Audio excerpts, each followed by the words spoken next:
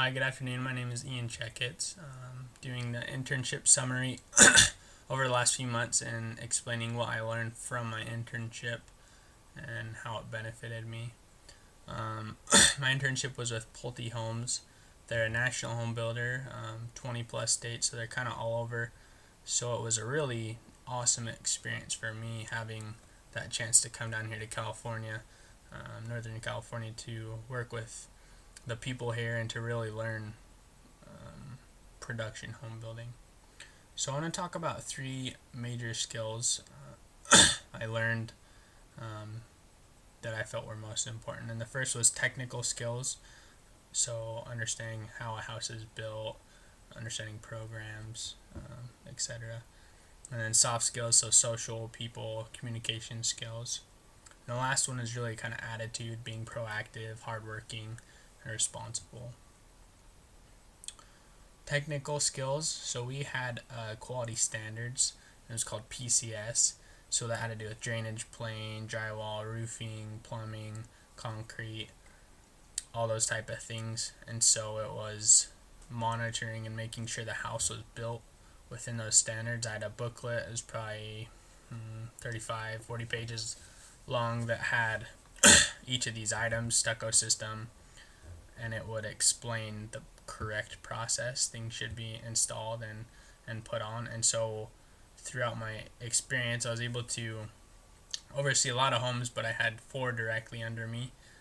And so as they were built, I monitored them very closely and tried to read through the book and match in the book what was being done in the house. And so I was able to see, able to see really where the tire meets the road and see where this was happening. I was also able to do a couple things. One was frame punch and other one was QA. So frame punch, you basically are walking the house right before the frame inspection, make sure nail plates are on, all the plumbing is installed correctly, electrical, all your framing is totally correct, all your fire blocking. And then QA is basically a final punch list. You walk the house before it closes, making sure all the drywall is finished completely, there's no scratches, the paint is all touched up properly, all the cabinets are in right, everything is working. And then I also got to deal with SWIP, so I was always monitoring the wattles and the material that was the black material they put down, and also just making sure it wasn't going over the wattles or draining into the drain. And then I got to work directly with the SWIP inspector who would come around and make sure all our SWIP stuff met the standards and we get action items. And then we had two software programs that we used. One was eSchedule, a scheduling system that would coordinate to the trades what was going on, and then I would mark complete if they'd finished that job. And then eService is the warranty system, so we would cover a year after the home was finished. So if homeowners had issues, they would send a request and then we'd put together, and that was how we'd send it out to the trade contractors. The last one is inspections. So I felt like you had to prepare a lot for inspections, make sure everything was done right, make sure the trades got in there and finished it if it wasn't. And so this is really important because I was able to work with the city and even engineers. We had an issue where an electrician drilled through a truss cord, and so I had to get the drawings to confirm that it was okay and the house was still structurally sound. So the next one is soft skills. So this is obviously very important to be able to deal with people. It's management, so that's all it is dealing with people. And so I was able to do PDOs and PCOs, and so PDO is pre-drywall orientation, where you walk the house at frame before pretty much installation and drywall are installed, and just show them everything that's going on, where their fixtures are, the outlets, water main, and just orient them, make them feel comfortable with the house, basically showing them the guts. And PCO is pre-closing orientation, so that's before they close on the house. You're showing them and teaching them about GFCIs, hot water heater, their fixtures, appliances, and trying to help them understand their house.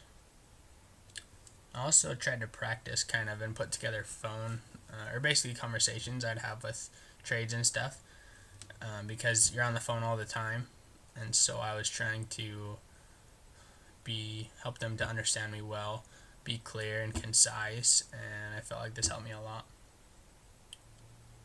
I also tried to kind of set expectations with the vendors. This is what we expect. This is what I need. Be firm, but also be fair.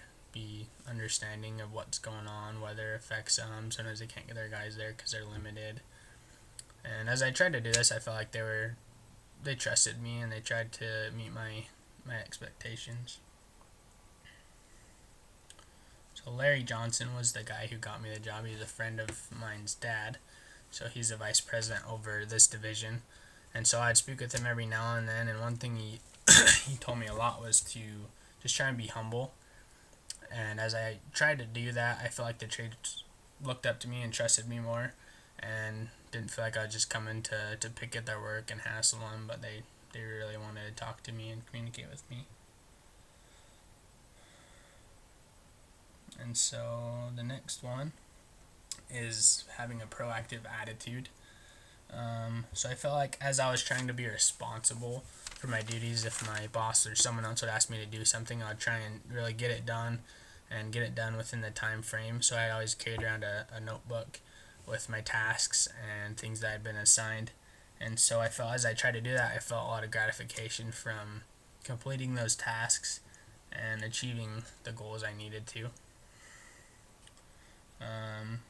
And then a lot of time you're not told what to do. That's the whole thing I feel about this industry is you have to figure it out. You have to figure out what you need to be doing, where you need to go, and what should be completed. And so you just really have to be proactive. If you don't know, then ask. But a lot of the times you just kind of have to figure it out on your own. And then I would ask all sorts of questions, whether it was about how the house should be built, what process happens before another.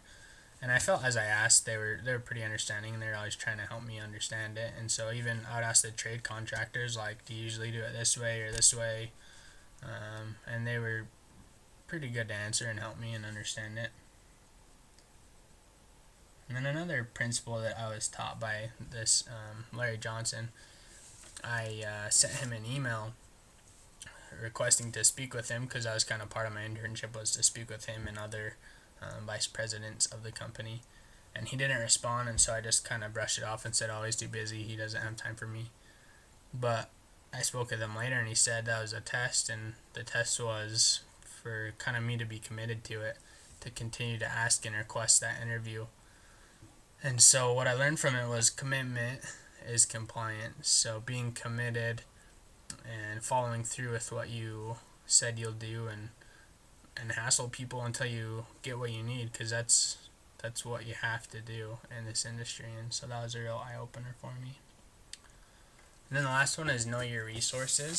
So we had all sorts of software we were using,